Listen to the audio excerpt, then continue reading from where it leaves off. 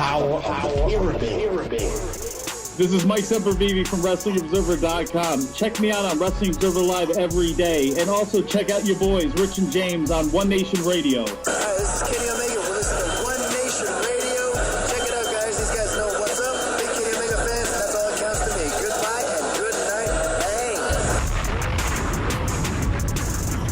Bang. Hey, folks. Welcome to this week's edition of One Nation Radio. I'm James Boyd, and here we have Rich Latta. What's going on, man? What's the word? Not much, man. Just finished watching the Wings and Fever game, and off night for Caitlin, and Off night for both of the stuff. Yeah, page 2. It was more like a whichever one of them was gonna just not be trash, it was gonna win, and I kind of looked at this one as a scheduling loss a little bit for the Fever. They're in the straight middle of a 5-game road trip. They've been flying in and out the country from Toronto now to Texas within 2 days. So I was like, I kind of called this one in advance the other day. I was like, yeah, I wouldn't be shocked to see them drop this game, but it's all good. They'll keep going. Besides that, yeah, I'm chilling, man. How about you, man? I'm doing all right. We'll talk off here, but I'm doing all right. All right, man. Yeah. Nothing crazy, but I'm doing all right. Okay. All right. Just, yeah. Yeah. I've been, okay. What's going on with the PT? Tuesday. Okay. Yep, Tuesday it starts. And funny thing was, the name of the guy who's my PT is Antonio Davis. So I'm hoping I get a nice surprise and get greeted by a former NBA All-Star. I just hope.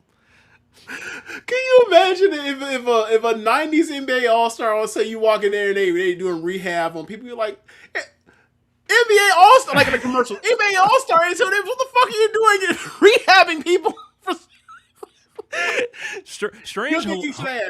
Strange thing that I have like kind of a story about Antonio Davis. So like I think it was maybe 2008, and I came up to Atlanta at the time to visit JL. Right, and I met with a bunch of my homies from Springfield in Atlanta. When I was flying back, I was in line to get on the plane back home, and the person in front of me was Antonio Davis or whatever. Yeah, so like he was cool. I was like, oh, Antonio Davis, and then we talked real quick and all that. So I'm like, if I would be fucking like just crying, laughing, like if it's Antonio Davis, the one that I know from the NBA. Yeah. But besides that, it makes me think of there was a story about this I forgot, is it called Raw Report, Raw Room? Like the kind of like almost like the little less than Jeff Teague, like kind of like a few guys had a couple cups of tea in the NFL and they do a podcast with like King Dunlop and a few other people. Anyway, they once had a dude on there. And he was talking about how, like, Luke Kuechly, shout out to Luke Kuechly, actually just went to the Pro Football Hall of Fame. How, like, he went from being first team All-Pro and just retired, right? Yeah. So, and then he retired, he actually, like, he started working. He started working with some sports science thing, right? So, he was saying, like, yeah, man, now that I'm about to leave for a few years, I'm now, like, I'm part of this organization, and I'm going around and seeing what people's selling or whatever else. So all of a sudden he said he go walk around, he turn around at this seminar, turn the corner, and all of a sudden it sets up at this desk. See, it says, Kuechly, what the fuck you doing here? You go, oh hey man, how you doing? It's like Antonio Davis, what the fuck are you doing here? That's how I go. You know how much money you made? Why would you possibly waste your time trying to help people? And we're star win. Did somebody at the gym steal James's fitted hat? Oh no! I just started shaving my head this week. So I've worn a hat the last two of the last 3 weeks. Yeah. Those are the times I've ever worn a hat during the show. If you ever see with a hat on, it means I haven't shaved. I don't feel like I was in the gym. I didn't feel like shaving and doing all that kind of stuff for doing the show. So yeah. Well, man, I was trying to get you to grow it back. See, that's the thing about that. I can't grow it back, Rich. Oh no. Wait, I am not Jadakiss. I'm not Shaq. I don't just all of a sudden just show up with a line. No. Yeah. I still got a line, but I got the moonroof situation. That's my problem. I got the moonroof. It's going in the back completely. Yeah. The line's still strong, but who gives a fuck? Right. The line's strong. You could get that Doc Rivers. You know. No, thank you. No, thank you. Oh man, they telling you to get the spray. Oh man, man. nah, man. we can't be perpetrating with no spray on this. Did we ever talk about that on the show? Sure. WrestleMania weekend in Orlando. Nah, go ahead. So this before I shaved my hair. Before it was like it needs to go. So I went and got a haircut fresh before we go to Orlando for WrestleMania weekend in 2017. Yeah. And like I had braids my whole life, so it's like, or basically most of my life. So it's like I just go to the barbershop and say, all right, give me a one, whatever else, get me out of here. So this new barber, and I had seen him cut people, so I was like, okay, you cool, but it's not my normal barber at seeing at the time. So he's doing it and everything. He's cut my hair, and all of a sudden he pulls out a card. I don't know what the card is. I ain't paying attention. I'm looking at Sports Center or whatever's on. All of a sudden I hear, what? Oh, you're spraying me! I didn't ask for spray this, man. What? I didn't even ask for this. So it was too late. So I was like, man, let me go ahead and do this. I was like, and I think I called. I forgot who I called. But I was like, I think this shit comes out like once you take a shower. So yeah, it's like, I was like, all right, so yeah, like, days I was like, so what's the point of even doing this shit then if it comes out the one day? They be just for the feeling, they for the picture, just, Crazy. trying to, do it, but that barber. I never seen that barber chair again after that. Nope. No, thank you. That was the last one. That wasn't my last haircut, but Oh, that was the last time I ever sat down with that barber. Gotcha. It's probably maybe like a handful of haircuts after that though. Yeah. Man, that got to be some sad shit to walk into the barbershop or to walk out the barbershop the last time and be like, this it. One sad for me. No, because you ever hear that thing how they talk about, one time it's like the last time you play outside with all your friends, and then you never see them again. You don't know. I get you. I wasn't sad like that. Like that happened to me once. I was like, okay, like I'm getting my hair braided. I'm like, okay, and I was like, hey, Marilyn, am I thin at the top? Yeah, and I was like, okay, I got to figure out how to manage this. And I was like, all right. At a certain point, it's like, look, I could have rocked it a couple more years or whatever else before it ever became where people would have saw. But I was like, take it down now, cut it to a long haircut, and then as it goes, eventually then go bald. And I had to last with a haircut for maybe 1-2 years after that. Yep. And then I just went bald or whatever else. And I had a line. I still got a line, but it was like whatever. My whole point was like, look, I can't manage as well as Kobe Bryant did, but I'm gonna manage as well as I can for a nigga that ain't a millionaire. And Yeah, I think I did a pretty good job. Look, no, that man was getting a haircut every day. Like, well, yeah, man. Hey, man, I gotta. Okay, Rich, I gotta ask you because I got up. Let's get to it. Because I have up Prime right now, so it's Dream versus. I got it up too. Yeah. It's Dream versus Sparks.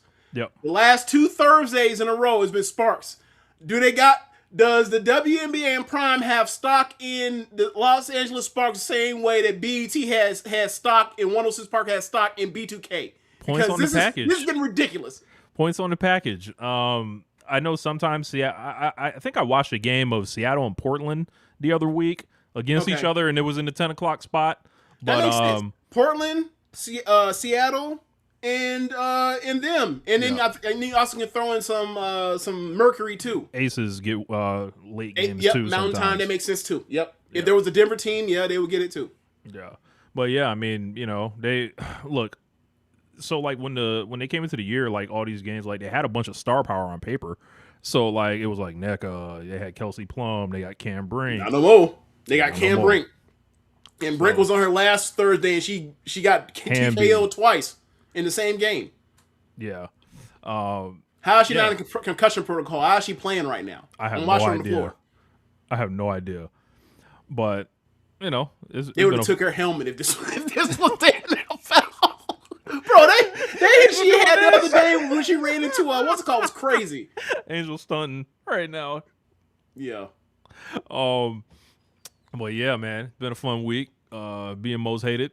I guess we start there. I missed all of this because I didn't watch it in real time, and I ended up catching all this stuff after the fact. So yeah. So it's been a fun week. So I guess we should start with, maybe we should do the match first, and then get into all everything around it or whatever. Yeah, sure. G1 Finals, Ryohei Oiwa versus Yuya Uemura. Young guys. Oiwa is a class after Uemura. Yeah, he didn't get the brand distinction of being a musketeer, a real musketeer. And I gotta say, it might have helped him out. Look, given where Shota is, given what they've done with Uemura, and he said, "Hey, 2016, you gonna get into all the finals, you gonna lose everyone." Maybe just maybe it's only for Tsuji. But yeah, Oiwa just like I haven't seen much of Oiwa because I've been watching New Japan like I should be, but like obviously my connection right now at this point with the younger guys is the Musketeers and Takeshita when he shows up. So. And obviously, people like Goto and Saber and, still around. Or Taichi. But, so I'm watching this. Now, obviously, as you just said, as I said earlier, you had Uemura lose to Callum Newman in the New Japan Cup Finals. I'm thinking, okay, this is a year ago, the year before that, in the Dome, he got his hair, or was it in the Dome? Where he had the hair match, he got his head shaved by Tsuji, right? Yeah. And there's been a lot of humiliation rituals along the way, and I'm thinking, okay, this is time. And I'm watching this match, man, and like I like this match more than you start out. Look, before y'all start throwing tomatoes at the screen, throw it at the left side of the screen. Rich, do you take? I know you did RLPW, and I thought it was perfectly reasonable. I didn't see what your Twitter was like, but I saw what you clipped up, and I'm like, they ain't gonna like them clips. But Rich thinks this is at the worst a very good match. He just is. I'm not gonna put words in your mouth, but I'll move on from there. But I watch this match and I'm just like, it actually might work better you explaining it like translating me or whatever, because like at certain points of this. Well, I'm gonna let you say your piece and then I'll do it after that. But for me, I'm watching the match. I'm enjoying the match, but it's at a certain level. And then once he gets past 20-minute call, it's incredible for me. But my whole thing is my investment in, okay, Uemura. And then Uemura, he there's one great tease of the submission that he's about to tap out to the side headlock, and he gets out. I'm thinking, okay, it's his time to win. And he's tricking on that arm bar, and he's reaching down. I'm like, all right, it's time to tap. I'm like, oh, he's not tapping. And then they go around and smoke a wrestling, and then Oiwa gets the side headlock, and then Uemura, he's able to get his hips from underneath him, and he's able to lean back, and I'm thinking I'm looking at Oiwa's shoulders on the mat, and I'm like, okay, count the pin, Red Shoes, and next thing I know, Red Shoes just gets up and ding, ding, ding, ding, ding, he's tapped. I was like, no! You can't do this to me. You telling me he tapped out after he got this dude's shoulder, he reached back and got this dude's shoulder to the mat, and Red Shoes didn't even see it. I'm like, no, are you kidding me? Oh man! From that perspective, I was blown away. It's like this. I love this.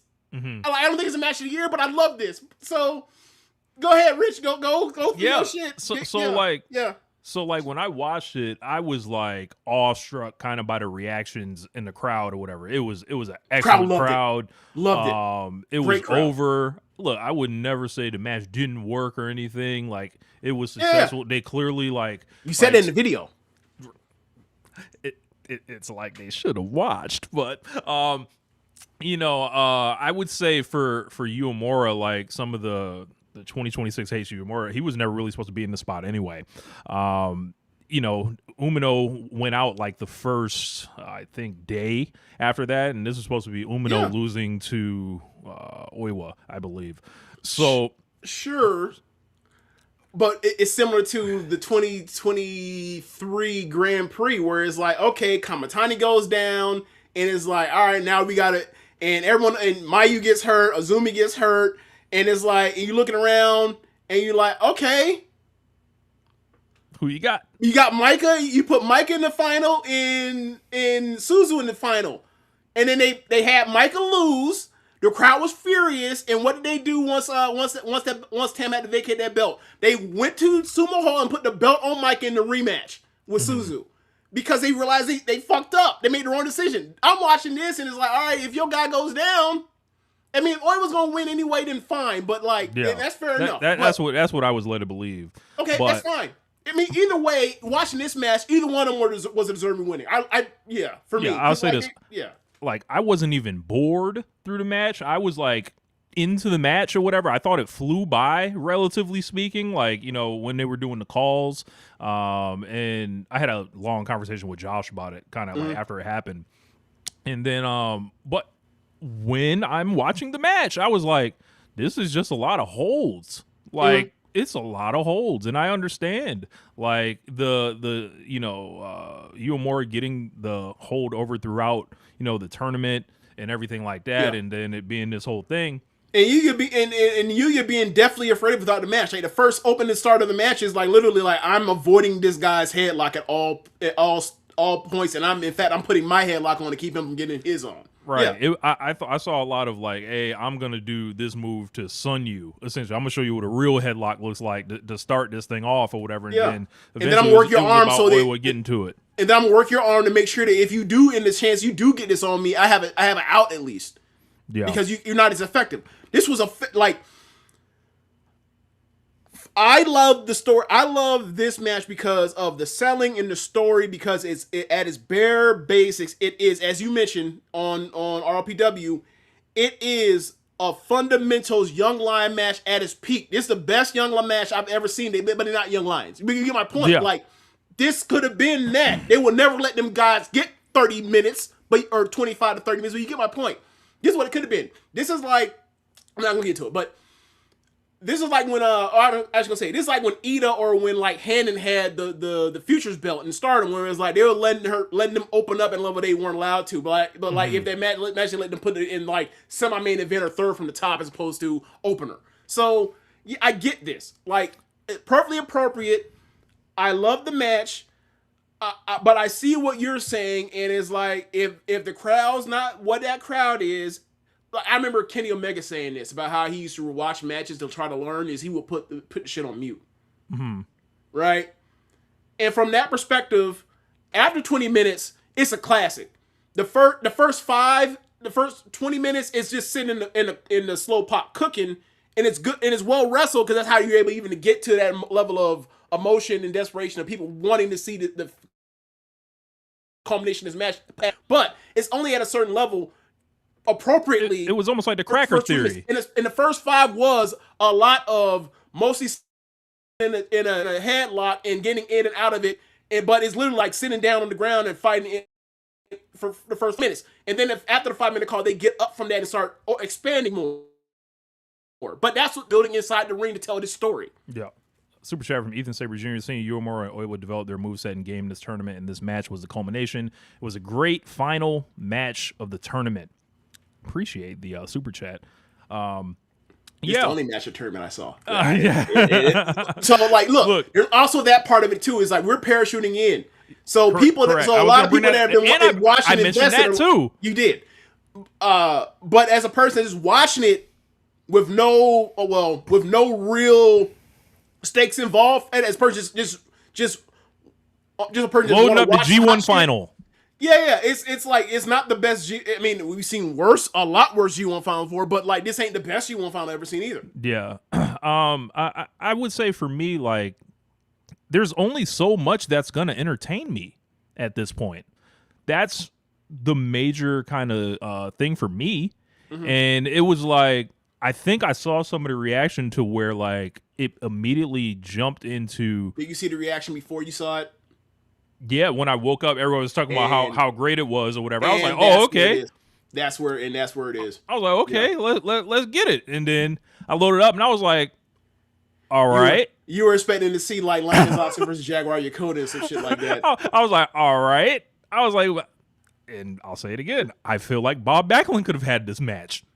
So what I'll push back with you on this. You said it is something out of 1976, and I disagree. I think it's something out of 1986. Yeah, like, I mean, you know, but yeah, I do get what you're saying as far as like it's very stripped down, and that's for them. That's the point. But for those that are, what you're pushing back on is people that want to jump. Anytime there's a match like this that happens, they say this is all wrestling should be. Yes. It should be locked in this in it should be wrestling should be in a time capsule. And you literally like, look, this is one way you can entertain the fans. Let's not just discard all of the other ways to entertain fans just because this is the one thing you like and shit on everything else. That's what you're saying, and people are looking at you like you're crazy. And I'm like, but he's not.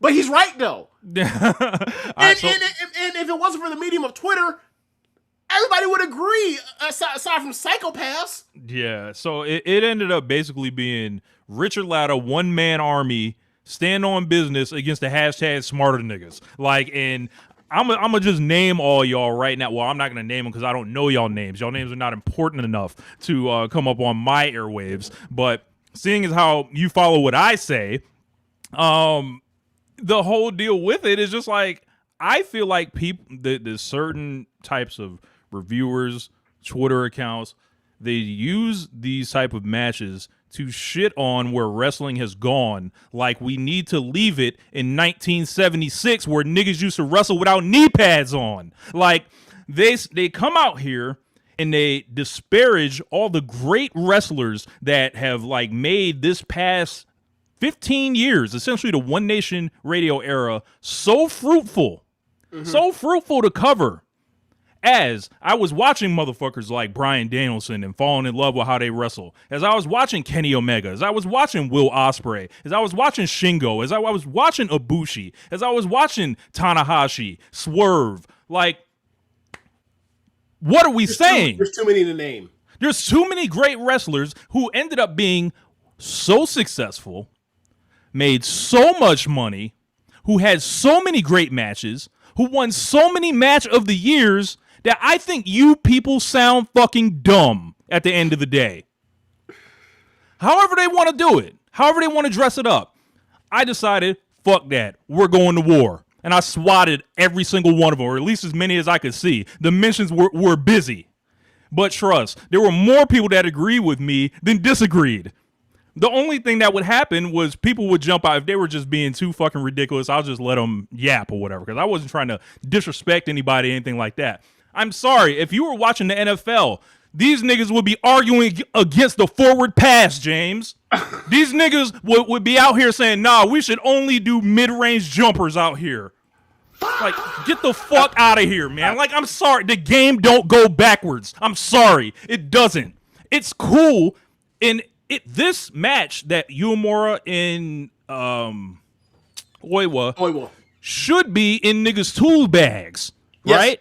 But it's called a bag. And more often than when guys start getting older. Correct. So, this should exist. It's cool that it exists. What I'm saying is, niggas that have come out here and acted like that should be the only way we should do it. Niggas should not have epic matches. Niggas should do less. Niggas should steal from me, pretty much, what it comes down to. I fucking reject it. And not only do I reject, I put the logo on. Y'all know the ROPW shit. The problem is nobody ever pushes back on these motherfuckers. That's the thing. It's like, if you come out here and you're like, hey, man, I like flips. I like bombast. I like when niggas out here trying new shit.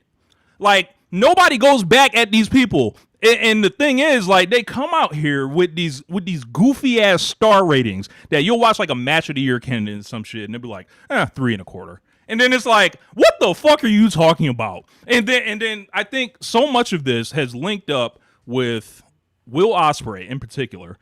The match he had against Swerve at Forbidden Door, and now the match he's about to have in how many days? 10 days? 10 days at All In. The match ain't even happened. They have preemptively shitted on this match when every Kenny Omega versus Will Ospreay match to ever exist has been the opposite of what niggas thought it was going to be going in. Yeah.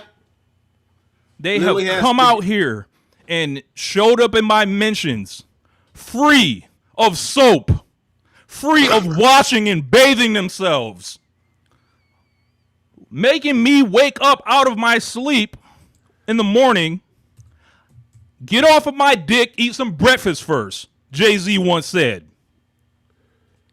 Loading up their podcasts to talk shit about your boy. And by proxy, this network. And should I just crack it open, since I'm already like heating it up right now? Shit we talked about before. Yeah, I'm feeling. I know there's a certain way that you feel when niggas and women start getting some traction and some motion out here. You left out Mexicans. Oh, we'll get to that. Niggas want to see all this arm bar wrestling and arm drag wrestling, right? You will accept it from the white man. You will accept it from the Japanese man. Where the fuck is Jonathan Gresham right now? Where the fuck is Lee Moriarty? Is anything happening for Lee Moriarty right here? Are y'all riding for him like that? When you see this athletic wrestling, right? That Mexican wrestling that Bret Hart used to talk about disparagingly, that you niggas have decided to basically write it on the side of your bodies like AJ Styles' children. Y'all niggas, this is nothing but some bullshit. This is, and I think the main thing I'm trying to get to with it, the criticism behind expanding the game is fucking stupid because everything advances, evolves, and changes. Yeah. And the thing is, we have everything to learn from. So if you're a new wrestler growing up right now, you can choose to wrestle like the G1 final. You can choose to wrestle like Will Ospreay. Back then, niggas didn't have no choice. Yeah. So to tell me, I don't know what the fuck I'm talking about. And the things that I love and found a way to somehow be as successful as we have been, James. Can I put it lightly like that? That we don't know, I don't know what I'm talking about. I'm sorry. You niggas are wrong. You niggas don't even have the courage to show your faces on Twitter. Yeah, there's that too. Yeah, man, like the thing for me, especially when it came to that point, and we talked about this. I mean, for me, I brought this up to you back in 2019 when Caveman was Cavanario back when he was still in his prime was still doing those floor dives with no knee pads on, right? And it was like, you know, I had just started watching Stardom that year, and I'm just like, yeah, man, like, why is it that, you know, I mean, we saw Ospreay versus Bandito at the Hitchman Super Show, right? Yep. And it's like, how come, you know, there's Bandito, there's Phoenix, there's Penta, and a million other people that are fucking incredible wrestlers, and, like, they don't get the shine in, like, their counterparts in Japan do. Like, why do we share a border with Mexico?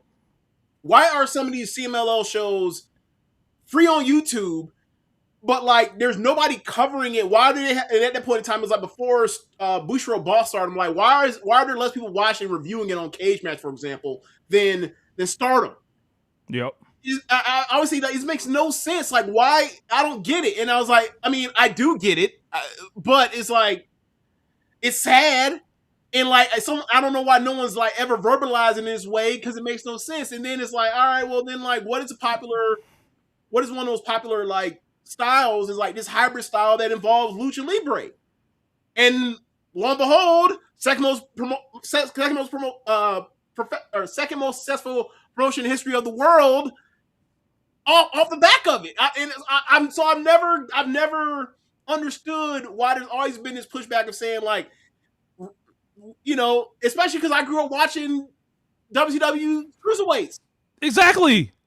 What makes no sense is like, you saw Liger.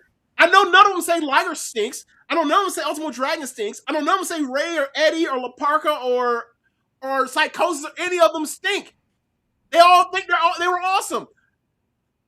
What Vikingo is the next generation of that, off of that stuff. Nick Jackson, Ospreay, and going forward, it'll be Avery Styles, and it'll be Nick Wayne. Nick Wayne. That move forward, and Azumi, you know, and Starlight Kid, and it's like I don't get why, and also like as I just mentioned, the speedsters in Joshi, they don't get that shit.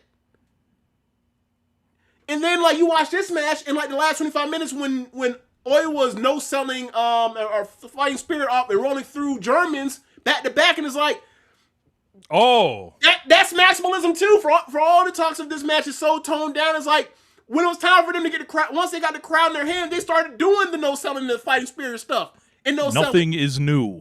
Yeah, nothing is new. So I was just lost on like why was this, because obviously you responded back, or saw the response to this, or the critical acclaim to this, saw it, and was frustrated with how these motherfuckers in particular talk about this match. This is the only way wrestling should be. You're fighting back against it. I'm hearing about this. I don't even know who won happened, and then I say, let me watch this or whatever else. And I watch, I'm like, yeah, I'm with Rich. I'm not nearly as, I'm not going to war over this shit because I think I'm not going to argue with these people that are lost, or if they heard me explaining this situation, or wait, you didn't RPW, should be like reasonable minds can agree that is not some crazy take, that video you did. But people lost it on you, and I'm just like, see? The internet, internet's not a real place. Yeah. Yeah. Because there was a lot of disrespect in the mentions. And like the thing about me is like, I'm capable of travel. I show up in places in real life. Like, like that's the thing. So we should all be polite to each other. That's another thing about how me and you kind of handle this stuff is like, I don't really insult people in that way unless they get crazy at me, because it's like, it's not that I want to fight or any of that kind of stuff, but it's like, hey man, like I would not talk to you in any kind of way that I would not talk to you to your face. Correct. Because you never know you never know who's a hacker and who has access to these flock cameras and knows how to get a hold of shit, right? So it's like you never know what somebody want to do to you. So like for me, it's like I treat it as like, hey man, unless you cross the line with me, I will just give it back in equal return and I will move on. But other people just like they all over 100 or 280 characters. All right, crazy. So like it was like, I didn't say the match was bad. You said it was good. You said that you were compelled by it in the beginning, if I remember correctly. James, wait till they find out the match I actually hated was the fucking chop match with Yuto Ice and Yota Tsuji. That's the irony of this. That match I hate. If they want to come talk about that one, or we can do this again next week. Like, it was funny to me when people were like, "This album wrestling should be," and it was like, did y'all not see what the main event of Collision was? It was O'Reilly and Roddy Strong, and they basically another version of this match of like technical beat 'em up wrestling with chops and strikes. So it's like, this isn't something that and now because there's a lot of people they immediately threw it on AEW fan and AEW sexual. I'm like, this is, and then there was one guy I was like, this is wrestling. This is not a promotion critique. Like this, like you gave the game away. I mean, but that happens to me and you, right? Like I'll say something dumb that for example, like that beginning of last year when Moxie was doing bad stuff, right? And I was like, I hate it, right? Mm-hmm. And they were like, and someone was like, yeah, what about his WWE stuff at the end? I was like, that was worse. Yeah. I was like, these aren't critiques. Like normally speaking, when we're talking about somebody doing a bad angle or a bad match, it's not about what promotion it's in. If it's good, it's good. Like we're going to talk about Ray versus Gable later, right? Look, I know some people they're dedicated to fighting this war, James, on the behalf of Shinohan Pro Wrestling. They don't need. Look, they don't pay you. They don't send you checks. They don't do any of this. You shout into the ether, like like they don't pay you for this. Like, and then it's like, AEW is like the farthest thing from a homogenized style that so many people were brought up. They don't give a fuck about that's code. They don't give a fuck about a homogenous style. They want their way to be the way. But that would also lead to what? Another homogeny is fucking cap. These niggas is liars. I would say grifters, but they're not even they're making Elon pennies on this shit. If that. So it got to so much where I was swatting niggas and people were saying just ridiculous shit that Dave Meltzer himself decided, you know what? I'm going to come to my boy Rich's aid. I'm a jump in and support his points with mine. So yeah, So incredible. While y'all was out here, while y'all was out here fighting the evil forces, like y'all are a super team or whatever, or a super tag team. When you were next to him, did you ever ask him, "Hey man, when you gonna get to this My World and Mercedes match review?" No, that's why I'm trying to get him to come on One Nation Radio. He retweeted me multiple times, so I was like, Dave, if you want to come work the soundboard, I could get you a drop. It ain't that hard. Can you imagine Dave Meltzer dropping a fa? Oh my God, yes, why not? Meltzer. Dave, look, we can talk it out. Like Dave can help even fill me in more stuff that I don't know. When you ask about Mercedes and you bring him on the show, you ask about Mercedes in My World, and I ask him, "Hey man, what's up with you grooving all these pitches to Chris Jericho?" Because it's getting real nasty. It's been nasty for a minute, but it's getting nastier and nastier. So I don't know if it'll happen, but Dave's definitely welcome to come through, hang out. But yeah, I found it interesting that the greatest wrestling journalist of all time decided to start backing me up and not any of you dumb motherfuckers. So y'all tell me what happened on that one. Let me know. #smarter niggas. Where are y'all at? Another part about like the people talk about the flips and believability is like we should get to that whole part. Yeah, you saw Uemura and Oiwa in there bouncing off the ropes and thought that was a realistic fight. You seen niggas in a headlock for 5 minutes and it looked real. It's not even about it's not about whether or not we talk about this all the time, especially when we started watching Stardom, about like how they handle submissions, how like their urgency once they're caught, they want to get to the ropes immediately. Is what makes them stand out is because there's so many people that do jujitsu and all that shit in martial arts, and then they bring it to the wrestling. Perfect example of world building around like the psychology for the matches. Zack Sabre Jr. The way he goes from move to move to move, and the logic is a commentator like Charlton will say, his logic is if I get a submission and I can't get it, if I can't get a tap in like 3 to 5 seconds, I move on because I'm never gonna get it. Right? Okay, that makes sense to me in how he can keep moving, keep motion in his matches, right? This match is I slap you in a side headlock and you just stuck there for like 45 seconds at a time, but there's never a tap out, and I'm just like, is that realistic to see someone be put in a slapped a submission on? None of this look real. Like especially the first 5 minutes. It's the equivalent of the wrestle stuff that's used to suck when we were kids watching slow matches. And it's like, obviously this is way better. I'm saying like, it's the same logic of I slap on a hole and you get someone to cheer, but like, this is a match where like, it's a sporting event and both sides getting cheered for evenly. It makes no point for either one of them to get the heat in that kind of way. Yeah. So I was like, but 100 or 280 characters, you can't really get into that kind of nuance. People want to dunk. Yeah, and they get surprised when you come back and like it's really simple to me. Like the thing is, I don't think none of this shit look real. So I'm not married to cutting myself off from like seeking out what I like and also being open with what I like. And that's the thing. Like for like when I talked about making that Ricochet Ospreay video, the 10-year anniversary or whatever, and I was just like, you know what? I always did like the cruiserweight shit better than anything else. I always did like Shawn Michaels. I always did like niggas that was athletic as shit. Why don't I just like make that what I like? And I think the problem is, I think the #smarter folks, the thing is, they are brave enough to talk about what they love. That's the thing.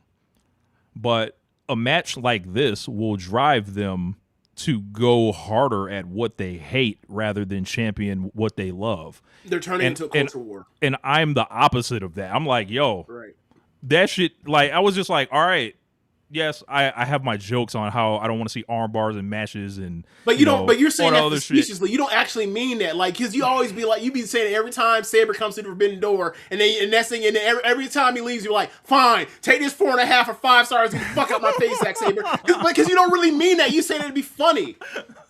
So when I see it, I'm like, yo, like you telling me like that, like I was talking to a guy today who was just talking about like. The matches is like diminishing returns and all that. I'm like, to who? Right. Like, to who? 40,000 for Wembley, by the way. I don't get it. Like, and the thing is, you tell me what's diminished. 40,000 for Wembley? Third time in 4 years? Like, the number 2 promotion in the world? Perhaps, James, if they did less and gave us less as a community and less as a fandom, they would sell more. You know, it would just mean so much more. I somehow doubt it, seeing that WCW's not around anymore. I somehow doubt it. So, like, the thing is, with everything else that, you know, that kind of went like that, like, it's great that, you know, everybody, that people that love this match, like, they found something that made them, you know, feel like it was a match of the year, a match of a lifetime or whatever. I don't give a fuck. But, you know, in my eyes, like, I feel like I've just watched so much wrestling at this point to where, like, I know what appeals to me. I didn't say once that this should be a universal 3-star match. I just gave my review and what I thought of it, and niggas soiled themselves. What did you give the match? I didn't actually officially rate it. I know you told me, but I was like, because I don't recall you on air giving out that. So I was like, I don't even know why people are so upset. Yeah, because you gave the matches props. It's like, it's, you know what? It's not that different from like when I gave on Twitter. I gave that Roman Reigns and Seth SummerSlam match. I said I think I gave it like 4.25, 4.5, and I was like, I'll never watch that again. Mm-hmm. And then someone was like, well, then it's not a 4.5-star match. I was like, brother, I have 2 Jay White and Kota Ibushi matches from the G1 and from a Tokyo Dome main event that are 5 stars, and I will never watch those again. I forgot what I said to him to tell him to get the fuck out of here, but like, yeah, bro, just cause these matches are great, I will never watch it again for one reason or another, and I have my reasons, they're valid, and you can't change my mind on that because they're my fucking opinions. Yeah. Like, so, you know, take the 3.5 that I'm handing them. Oh, shit. Take the 3.5. Take the very good match. 3.5 stars means very good match. Sorry, take it with for you. those that are upset. 3.5 stars it. mean 3.5 stars mean very good match. Pocket it, you know, and then realize that ROPW, it would need to be something else for ROPW. Now watch this. I gave it 4.5. Look, and then for the average of One Nation Radio scoring, 4 stars. Take it with you. Great match. 4 stars means great match. Did we just do that on air, James? Did we just figure that out? Yeah, I guess so. Incredible. But yeah, also, niggas, keep my name out your mouth. Bring some respect, please. What else? Big picture. Oiwa wins. And he's not getting a dome match. Not getting a dome match. October, right? He, much like Zack Sabre Jr. and Takeshita before him, challenges in October. They might have a guy here. And I'm led to believe he doesn't wrestle like this every match. He does other things too. So even Rohei Oiwa even himself said this isn't to be done by everybody. He's 27 years old and he understands this, James. No, forget that part. You know how good you got to be to have this match and go that long? I don't care if the crowd is investing in Japan and they're a great crowd and they're great fans.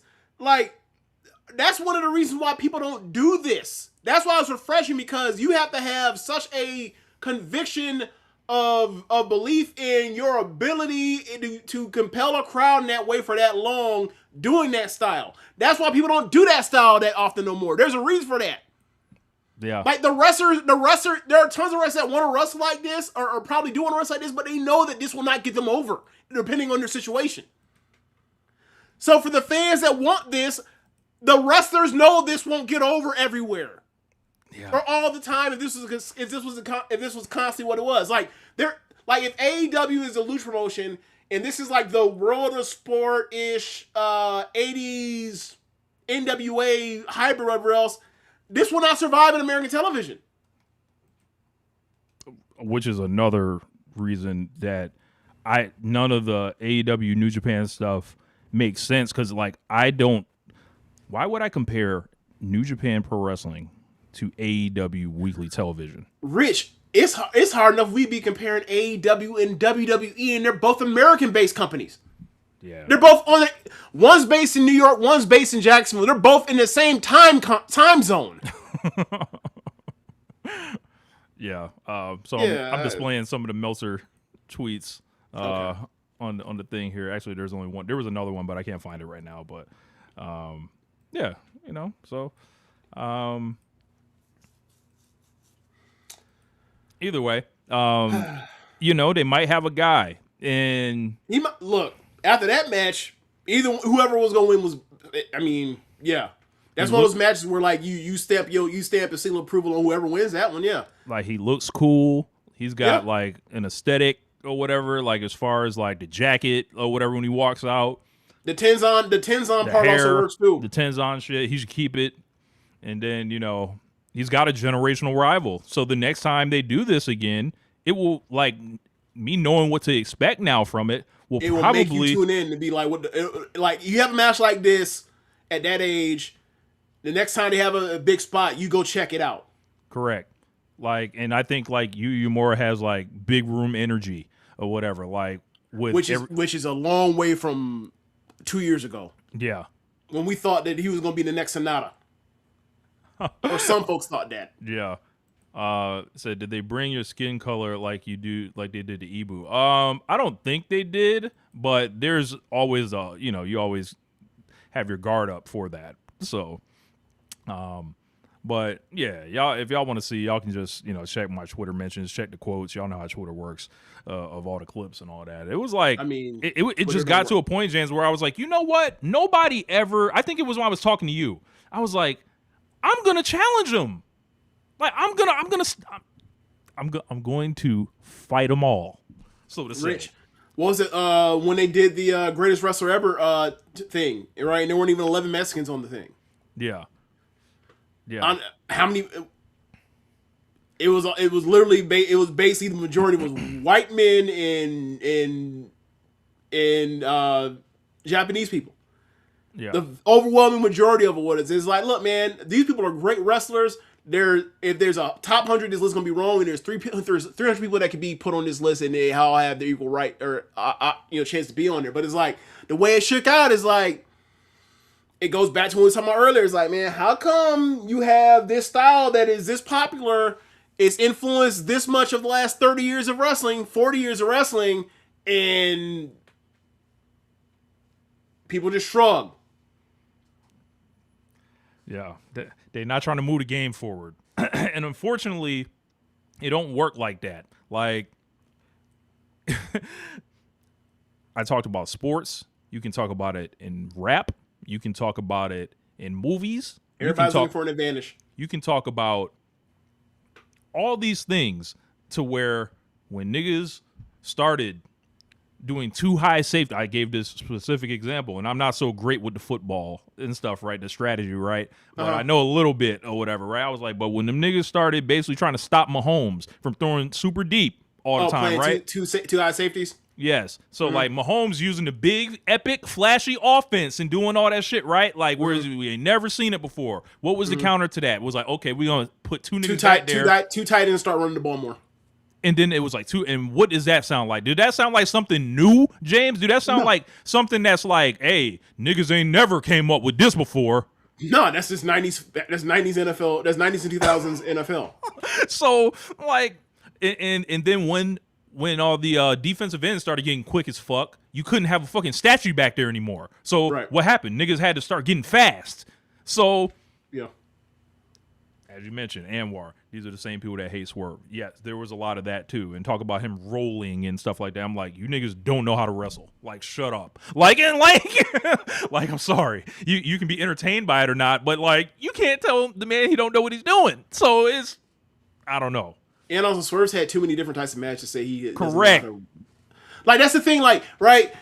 Ospreay doesn't know how to wrestle until he wrestles Zack Sabre Jr. in a match. He knows how to wrestle like that, right? You know, when people stop Ospreay from his worst tendencies, quote unquote, all that shit. No, but the thing is, like, people were like, this person doesn't do X, Y, or Z. He's like, no, just because you don't see them do it doesn't mean they don't do it. And then when they do it, then they act like they didn't see it, right? Yeah. It's just. I think it's really the lowest form of pseudo intelligence there is, because it's like, you know, it just seems like they don't actually like most of wrestling. Well, it's Twitter, so chances are these people are middle aged now. Yeah, and they're doing the things that happen when you get of age, and like the music of the kids age. And look, I'm guilty as this.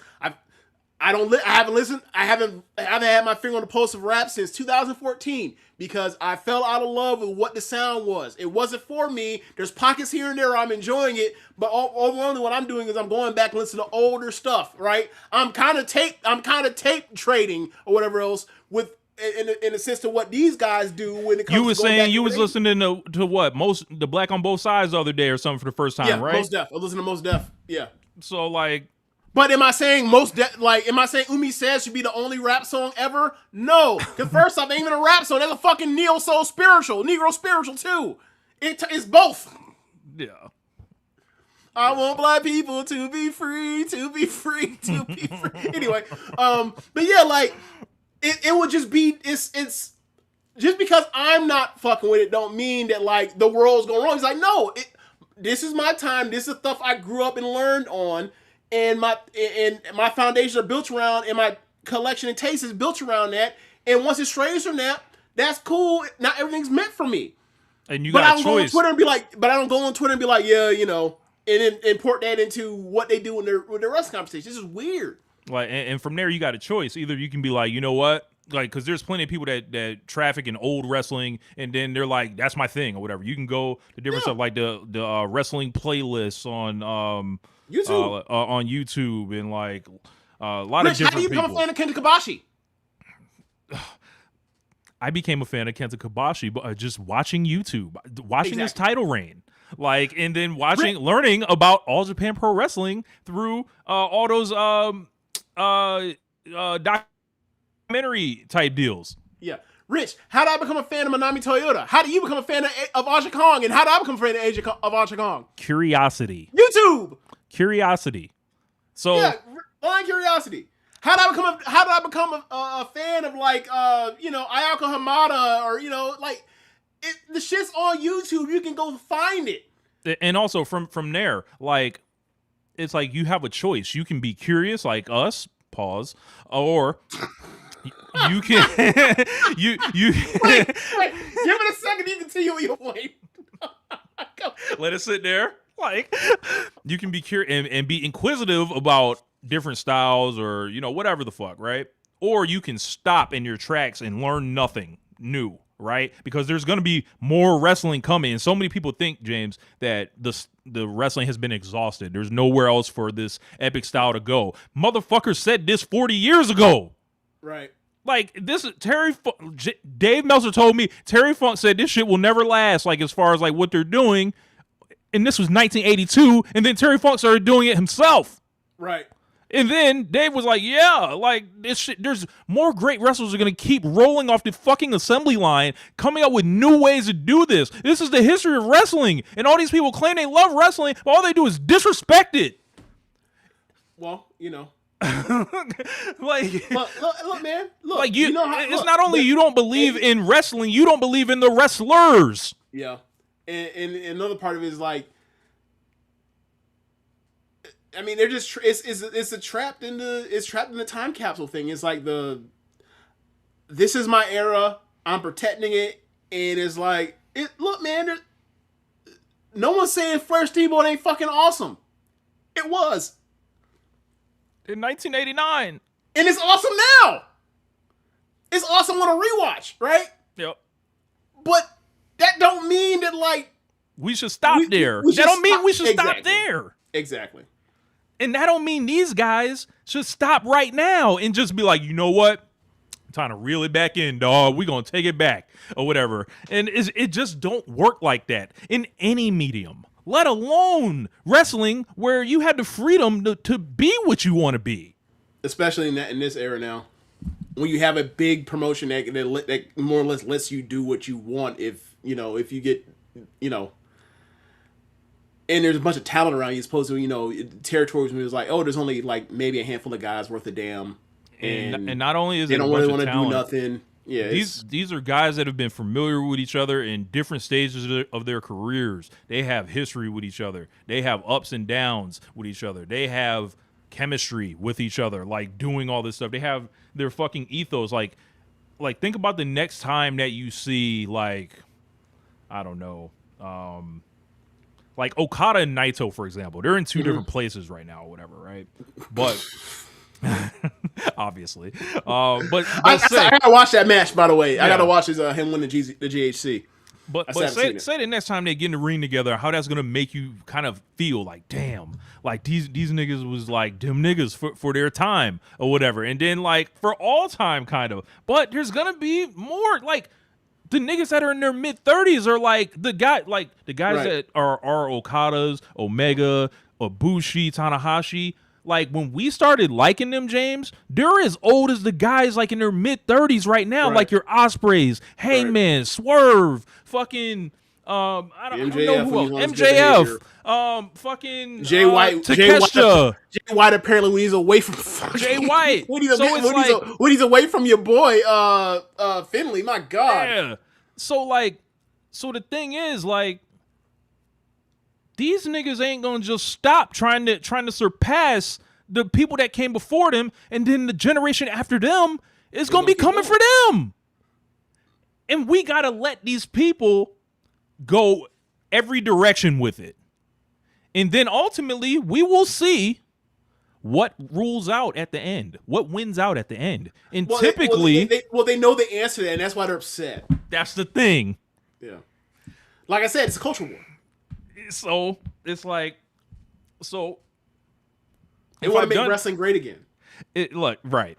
If I've done anything tonight, it is not, and whoever clips this or whatever, it is not to be intentionally bombastic. It is not to be any of that.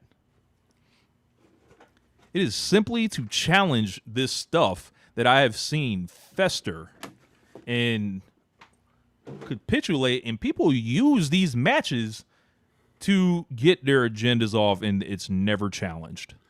Yeah, and I think when you mean, for me, when you say challenge, I'm thinking on the lines of like, I don't think they understand like when we broke it down the part about like when we the way that we look at Puro compared to Lucha Libre and like why that's weird. I don't think they've ever examined that. Of course not. It has to do with race, James. But I'm saying like we need to, but we've said this to other people when we just talking, but like I don't think on air like it's finally. I think it's if someone is watching, it's like clip this part, Yeah. clip that part, Yeah. because that's the part that like people are missing out on and stuff. Where it's like because y'all got blind spots. Yeah. And look, we and the thing is, we will always have blind spots. There will never be time for us to watch either all the wrestling in the world. That's Way why too much Dave. shit. That's why Dave Meltzer exists. Well, Or watch all the matches that have ever like taken place. Everyone's Right. gonna have blind spots. right. So, do they just want watching wrestling to be easier? Like, is this maybe part of it? I mean, I wish it was. I wish I could just go on to Cage Match every couple days, see matches that get rated 8 or whatever else, and just click on and watch. But it ain't that easy. Yeah.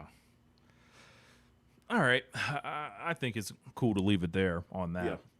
Yeah. Great match. Great match. You 4 you gotta stars give him off One Nation Radio. You got to give them the what do you call it, the criticism sandwich, because otherwise they let's had give like them let's give them a little fire. So Ilja Dragunov is leaving WWE apparently, and You sent me this earlier. And I was like, what? how they let him get loose? So his contract was coming up, and he decided not to sign back with WWE. And what ended up happening with him was obviously at the Royal Rumble, Brock Lesnar like no-sold all of his shit. Yeah, and kind of made him look crazy. Time doing this big chop stuff, and he roared and then threw and hurt his ass over the top rope to the floor like a geek. Apparently, like, he had another appearance in WWE after that, but I was under the assumption, like, this afternoon while people were putting that clip out, I was like, was this his write-off from the promotion? And I didn't know it, but apparently it was like the Andre the Giant Battle Royal. He got eliminated by Malachi Black, of all people, who also is no longer with the promotion. Who do you think is hired first? Oh, my God. It's got to be Ilja. Got to be Ilja. Yeah. But, yeah, man, that guy, all right, look. This guy, Ilja Dragunov, probably one of the most like physical match havers in the world, I would say. A lot of chopping, a lot of fighting, hyper violence, like the whole H-bomb deal. Had a lot of matches with Walter in classics. NXT UK. Not, those weren't matches, those were classics. Correct, classics or whatever. And I think it's interesting that this is another guy that was a champion in NXT, and then he's cut now, continuing this pattern that's emerging, and Papa H has not taken care of these guys, and the guy can wrestle anywhere or whatever. I would imagine if he wants to keep making big money, he will be all elite, brother. But who knows what's going on? This guy probably has a lot to think about as far as like his visa situation. So I would imagine he's not gonna be out there in the wind too long, and it's not like he has a 90-day or anything like that. But he doesn't. No, because his contract was expiring. So it's one of them Ciampa situations.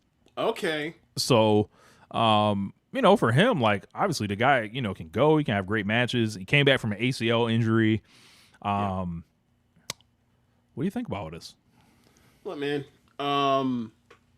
if you go back 5 years ago, when we're talking about like, best wrestlers in the world, he's in that conversation for like in a big match situation. Obviously, you mentioned the torn ACL or whatever else, but like even when he was on the main roster, he was having cool matches with the United States title or Intercontinental title. Can't remember which one it was, but like with Sami Zayn, he was having good matches on the main roster. It's just how that goes. Like somebody that's a great wrestler, one of the better wrestlers in the world. They get up to the main roster. They had a run of great matches or successful matches, and then you're too small, whatever. We don't like the look. You don't speak you got an accent we think is funny, whatever. We gonna stuff in the locker. Brock Lesnar don't want to work with you. Roman Reigns don't want to work with you. You're fucked, right? Like it's or kind whatever. Of made him a geek or whatever to a lot of the fans. Like they're just like, oh, they're not familiar with him, and like, oh yeah, he's this tough. He's a dude that's tough as nails, and then the fucking Brock Lesnar just throws him over like he's nothing. Like yeah, that. You treat a guy like he's nothing, he's gonna be nothing. So and especially for that particular fandom, post AEW, post the fan split, where it's like the people that actually would care about that and fight for that would have kept but that's not a thing anymore, right? Like look what they do to Carmelo Hayes. Yeah, and you would think like the way this thing is going, like them niggas was wrestling each other last year or whatever. Right. So like. Save your money, Carmelo.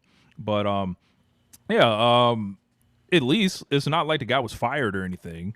He can pretty much write his own ticket. He'd have great matches again. And he can go anywhere. He can go anywhere. He can go anywhere. So, long run in, the UK. There's a lot of UK free agents sitting out there right now. Sheamus is a free agent right now. Yeah. Dragonov. I think there's another big one that's out there too. I mean, Malachi is from Denmark. Oh yeah, right? Him. Yeah. So somebody else? Because I mean, they cut a lot of the UK guys that stuck around a while back. Yeah, I don't know. But yeah, it's tough. Sucks for him. Sucks for him. And they never did Walter and Dragonov on the main roster. Nope. I don't think they ever did Bate either. That's Bate and crazy. Dunn just still around. That's incredible. Dunn's a producer now. Like that Gable and like the double mask match in AAA, he produced that match apparently. Kaylee Ray's in the chat just said Miss Kaylee Ray. Yep, that's the one that got released. And like she's already on the indies doing hardcore matches. Yeah, Yeah. it's wild, man. Best of luck to him. I'm sure he'll figure something out. Yeah, Just I mean, like he's so talented. It's like he's gonna get a shot wherever he can write a ticket wherever he wants to. Yo, yeah, man. It's wild. I think Look, man, if he shows up in Wembley, it's gonna be a loud pop. it could easily happen. Cause look, beginning of this year we were talking about people who were down in Ciampa or whatever else. Hey, let me tell y'all this right now: Ilja Dragunov at this stage of the game is probably still better than Ciampa. Man. So that's interesting. That's interesting. That's it. Because I guess in Ciampa's case, even I think there were injury concerns. Like there was neck, there was knees, there was all that. So I think it was only the knee issue with Dragonov. No, but I'm saying like for those that are unfamiliar or never saw him, like let's say Tunnel Talk. I don't think Tunnel Talk knows who the fuck Ilja Dragunov is because they don't watch WWE. But I'm trying to give an example. Like if you saw that, if you like that Ciampa and Darby match, you like that Ciampa and Kyle Fletcher match or whatever else. Ilja's that kind of super wrestler. Mm-hmm. At the high end, if he still got it, and from what I saw, a little bit I saw on the main roster, I believe he still has it. Yeah. But I guess we should go forward to AEW last night. What do you think of the show in general? I thought it was much better than last week. Oh yeah, of course. Hot crowd. Yes. They had a lot to accomplish. My God, Rey Mysterio. I got the match on the other side going on in the background here before we talk about a refresh. Okay. But he just did that aside moonsault to the outside of the ring. I'm going to say, boy, I was so happy watching that match. We'll get to it. Yeah. But Dynamite I thought they had a lot to accomplish. Like they're trying to heat up everything from All In. I think I liked everything with Kenny and Will this week. I liked everything from the perspective of like if I'm a Kenny Omega fan, I'm like that's why he's the GOAT. This was one of those weeks. Like honestly, bro, I try to keep it as humble as I can when I'm talking about Kenny. Like, look, man. But brother, this week, this was like everything where it's like he wiped his ass with Will Ospreay for 2.5 hours on this show. This show should be titled "The Violation of the Life and Career of Will Ospreay." Like, I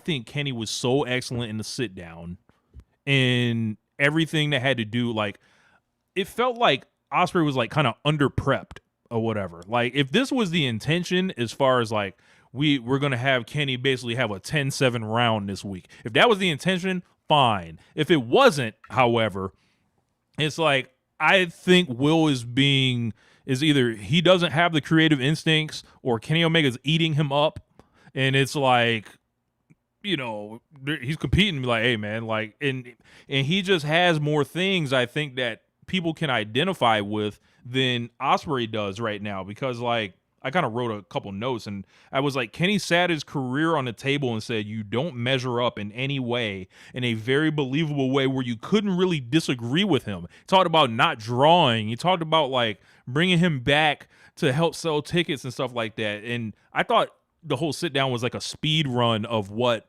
their first match was about or whatever. So Will basically doing the whole thing about the COVID stuff and everything like that. The thing is, it's time and place. And I don't think talking about COVID right now is as effective as it was when we were closer to going through it. So there's this also a whole thing where he comes off like a mark for Kenny Omega still. Let me be a mark for Kenny Omega, Will. And it's like, He's looking for this validation in Kenny rather than feeling the validation for himself, knowing who he is, and also, the crowd or whatever, letting him know who he is or whatever. So it was like, I think that, and then like you can see the screen cap of the YouTube clip that's going around. That's a meme and everything. Ospreay looks unhinged, insane, and non-heroic. Like it, for me, he needs to cut the promo of his life next week that not only says like that I've found like I'm not trying to be like you anymore. Like I'm not trying, like it's cool that you've been chasing him for 10 years and all this other stuff, and like we know that already. But at some point you have to look him in the face and be like, I'm your equal at this point. Like it's like not that you and crying about you don't see me as an equal. You're gonna say, no, I'm your equal. And I'm going to beat you because I'm Will fucking Ospreay and I know who I am. And like, if he wants to zip it up, you're muted, James. If he wants to zip it up, you're muted, James. God. Yep. Are we here? Okay, cool. That's where we left off at during the slap promo 2 weeks ago. And then we went right back to this. Mm-hmm. Back to the doubt of does Will Ospreay actually believe he's on Kenny Omega's level? And it's like, look, if he don't believe it, we ain't gonna believe it. I enjoy Kenny Omega wiping the floor with this nigga because Kenny Omega is dickhead. Kenny Omega is incredible. He does it great, man. Like I love Kenny as a babyface, and I he's wanted so him to passive aggressive. Like it's amazing. It's like, bro, it's like Kenny has this keen sense of self of exactly who the fuck he is. Like, and how can you really go against that in all elite wrestling? It's hard, man. Like, look, Rich, we said this was it after. It's like it's the same shit. It was like, hey man, are we sure that Hangman Adam Page should win at Full Gear 2021? It's this shit all over again. It's like, look, regardless of however you set this up, when it's Kenny Omega with the belt, with the person that's supposed to be his heir apparent, it's always gonna be. It's like, but this nigga's too raw. It's always gonna be. Regardless of however much of a dick Kenny Omega's gonna be, it's gonna come off cool and it's gonna feel like everybody cheering. All these people cheering for him last night, and it's gonna feel like 2016, 2017 after the G1 or in the Dome. It's gonna be like, no, he's like, I'm a bad Kenny Omega. I'm a bad guy. No, it's a meme. No Kenny Omega. But Ospreay's in London. No Kenny Omega. It's like this is literally how it's playing out. It's like you set Tony Khan, you wanted this, and you reap what you sow. Once you decide that you're gonna, give Kenny Omega an edge to try to sell the tension of this match by him hitting him with that one-wing angel at the end of Redemption. Look what's happened since. You asked for this. Man, you asked for this. He looks. Look, man. This nigga looks locked in. He looks locked in, and in the comparison with Ospreay, who I think is doing good work, you just left like, look, man, if you're an AEW fan, I don't know how you have the attachment to want to root for the attachment with Will Ospreay enough to want to root for him over Will Ospreay, which leads to me doing the whole no Kenny Omega thing. And like, look, man, at the end of this night, when Kenny Omega hits that one-wing angel on that man off the apron through the table and his eyes bug out and it harkens me back to 2023 in the Dome, he's like, I'm back. It's like, I saw that, I was like, we have never seen Kenny Omega be New Japan Kenny Omega in AEW, and I finally feel like this New Japan Kenny Omega in AEW. Sorry, Ospreay. As far as your motion and everything else, like, look, it's dried up. It's like pussy on Prozac. I'm sorry. We're done. We're done. We're done.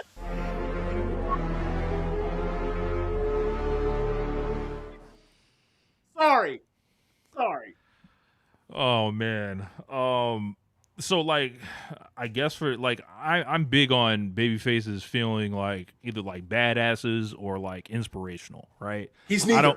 He's impotent. He's neither. Yeah. Why have we done two? Why have we done two babyface versus heel matches effectively in Dynamic going into Wembley, and the last two of them like this, both these impotent, uninspiring babyfaces that you just say, well, they're just gonna roll out of bed in the London hotel take their ass on transport into Wembley Stadium, and they'll just undo by having one of the greatest matches all the time. I know it's Danielson, I know it's Ospreay, and they're going to do that. But you're not getting your work done ahead of time. You put all the pressure on the match. When you should just be the bill carries the match, and then it should be shooting fish in a barrel. Think of what Swerve. Remember we said the same thing. Look how Swerve got Danielson looking. Yeah, and it's the same shit. Yeah, like it just for me like it goes back to like Ospreay not like they came up. There was also something they shot like about Ospreay in the hospital this week, like a documentary, and they released it through YouTube. Kids?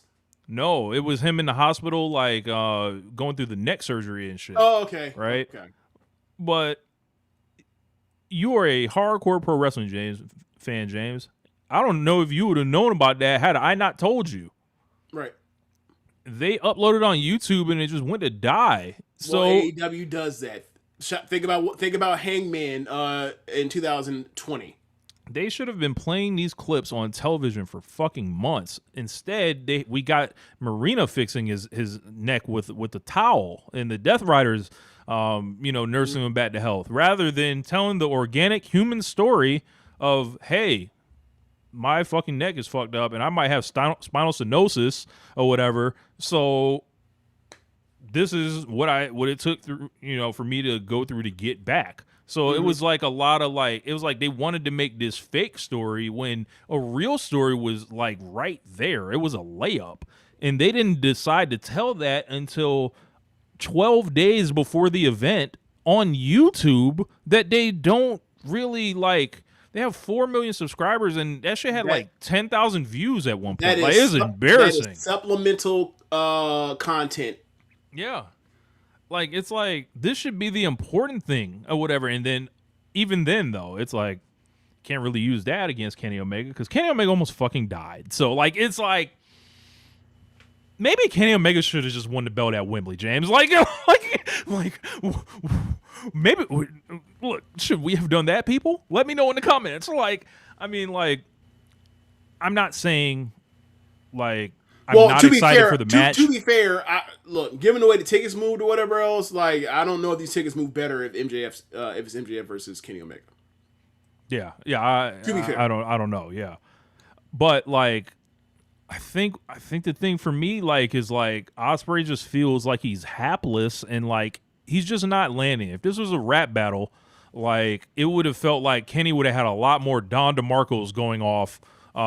In that sit down last night, and it was just like he was running them down with the truth, which was like, or what seems to be the truth. I'll say that it's a storyline or whatever. Yeah, like when he hit him with the at the end, and he's like, your kid's gonna be there, and I'm gonna make it new hero. I would make a new hero. Like, it made me think of like it brought me back to like, oh. It made me think of Bret Hart's son at WrestleMania 12 after the Iron Man match, and you see him mouthing the words to Shawn Michaels' theme song after he beat his dad, and I'm like, nasty. Like, if this little 7-year-old motherfucker come out here talking about the battle cry, I'ma scream on in 10 days if that happens. Yeah, like it's just like.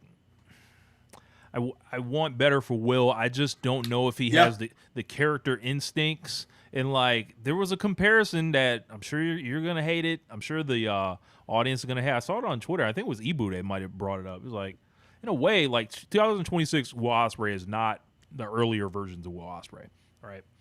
But in a wrestling sense, like, to how it just seems like him as a baby face potentially being a champion, like, there's some 2019 Seth Rollins on him, like, to where I would slightly disagree because for me, he's never gonna have the worst match. He's not gonna have the worst match 2019. There's that, and Ospreay doesn't necessarily make himself unlikable. I think, like, he's not. There's no thing he's gonna hop on Twitter and be like, this other company that's funding half of the motherfuckers in the world.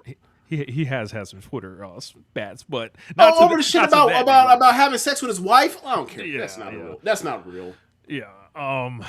Or the touch of grass stuff, and there has been not to the nearly to the level where Rollins was like making himself like completely detestable. There is stuff that if you don't like Will Ospreay, you're more than in your right to not like Will Ospreay. I'm talking about for the average person that's watching these shows, whatever else. He hasn't done anything that's off-putting in that way. So you can make the argument that he has for other stuff, but not this. Yeah, but I just hope he taps into the creative instincts and he has the help, constructing his stories and how he comes off, because when he came into AEW, he did great as just like this fiery kind of babyface that almost was like this unhinged, like kind of British man and stuff. And, he was fun or whatever, right? Mm-hmm. It doesn't feel like there's a lot of fun in Will Ospreay right now. And it's like when I saw him working the trios match or whatever, he looked like he was letting his hair down, so to speak, and he was having fun, like working. But like when it comes to like the creative aspect, everything has felt so heavy with him since he's come back, and it should feel like there's like some sense of freedom for him and ascension or whatever. Mm-hmm. But it feels like this. It's like I don't know. Like there's weird energy around it for me. I can't. It's hard to describe, but I've been describing what it feels like. It's not the same for the past 4 months. Like whether I know it or not. Right. So I don't know. Like and maybe when he gets over there, over there at Glasgow next week, he's got some other folks with some accents around him. He feels he gets some home cooking and stuff like that. And maybe the food won't help. Yeah. I was say you think when back over there, he gonna be like, yes, I'm glad I get back to this boiled meat. He get his Nando's. That's what we always talk about, and he finds the promo of his life in him next week because he's gonna need it. And the thing is, don't. In this week, he ain't got maybe he does have it, but like deploy it earlier. Like you don't get cool inside of 1 week. Like you don't close that gap between you and Kenny Omega in 1 week. Like it's just ring the bell. Like, and it's unfortunate because like I think how you get a title kind of makes like how you gonna hold the title, and it feels like he would be a sitting duck kind of.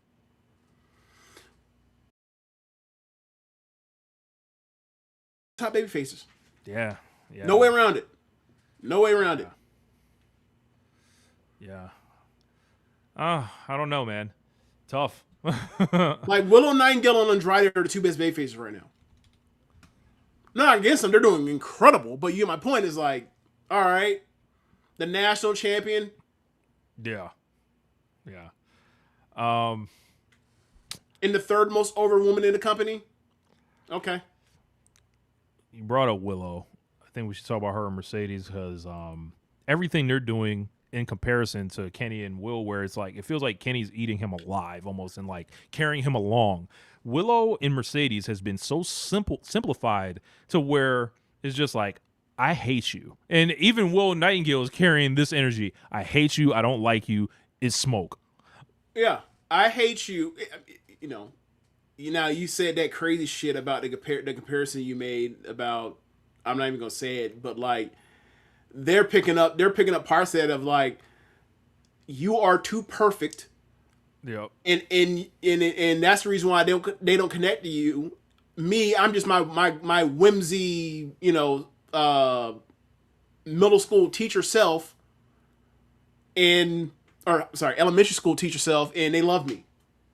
Because I come out here dressed like Mrs. Frizzle half the time.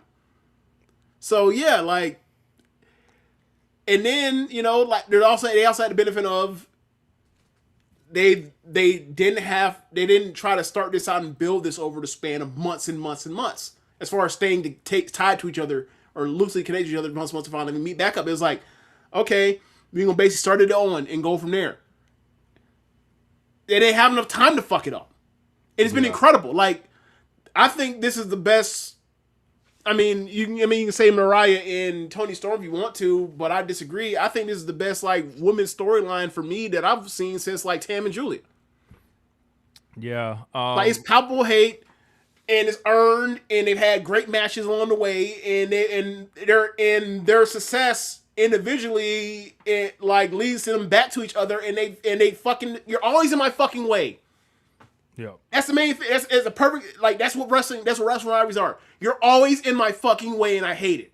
Yep. Hangman Swerve, you're always in my way, and I hate it. Yeah. They've got some momentum as far as like I'm seeing a lot of people call for them to actually main event. It's not happening. Let it go. But no, they didn't move.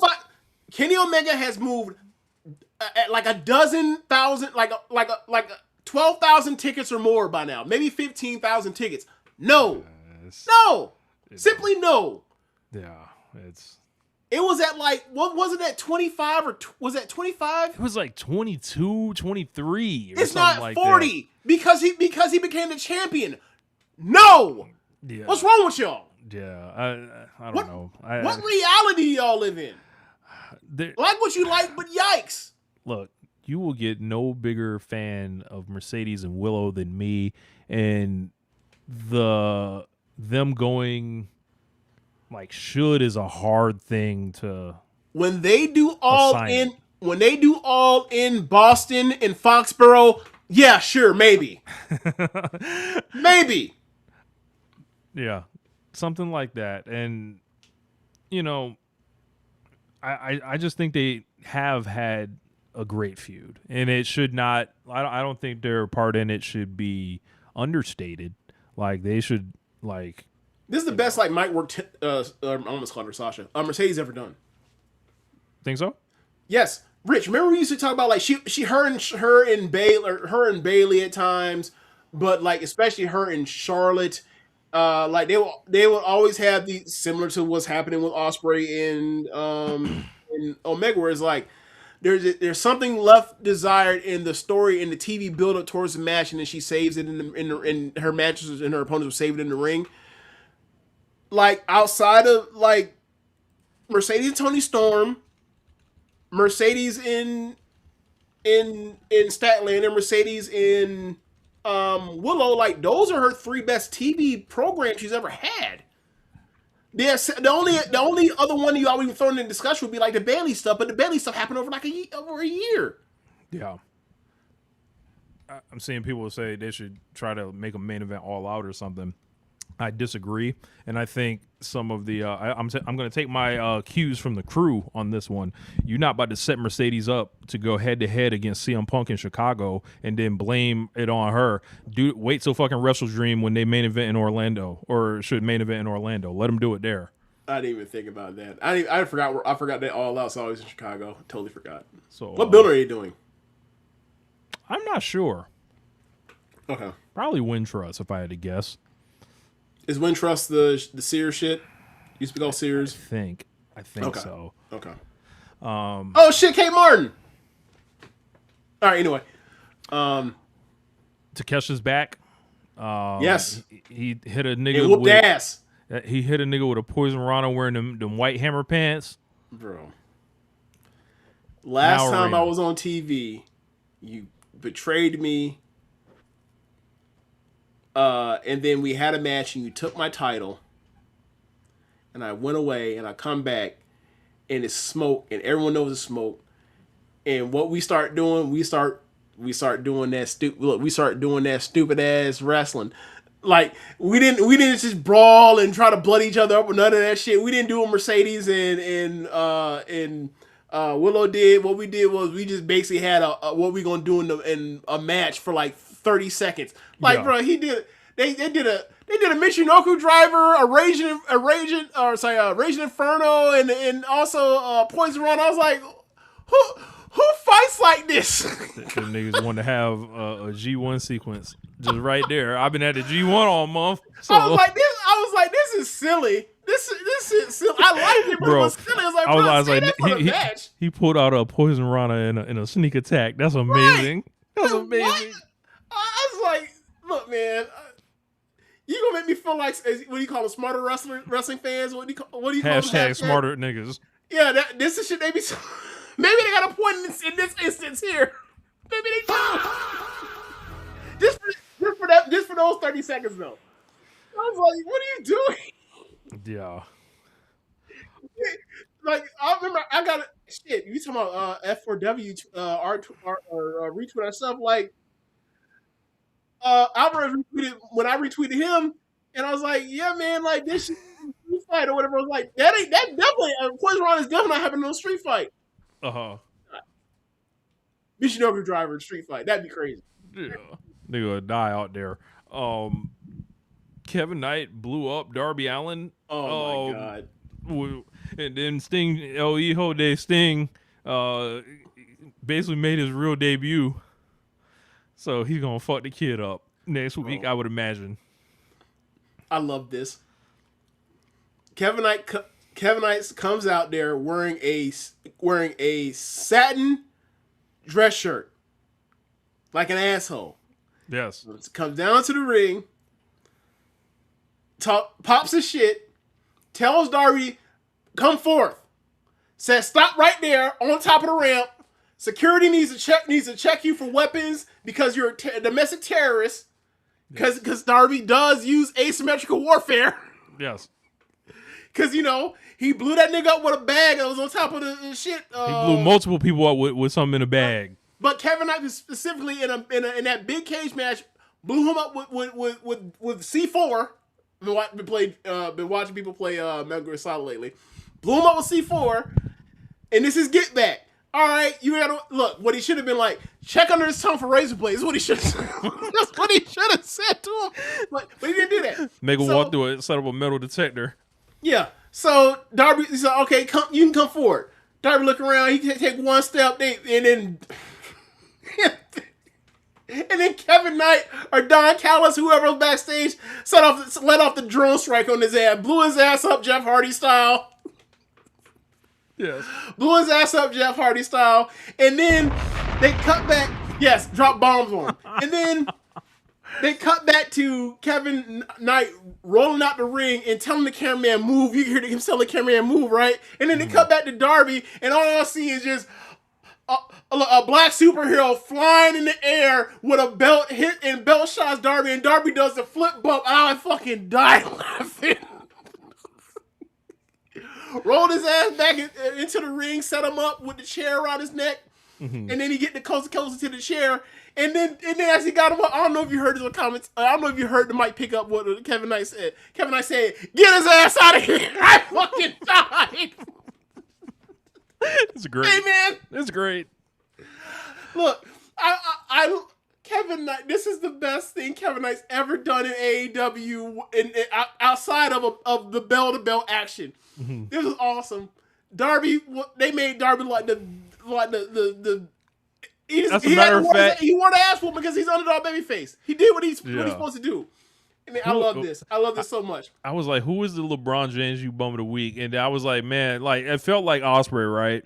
Because he comes out there after the main event and gets his ass whooped and shit like that. After Kenny Omega just had a triple threat match, or just had a trios match, and they got jumped after the trios match. Yes.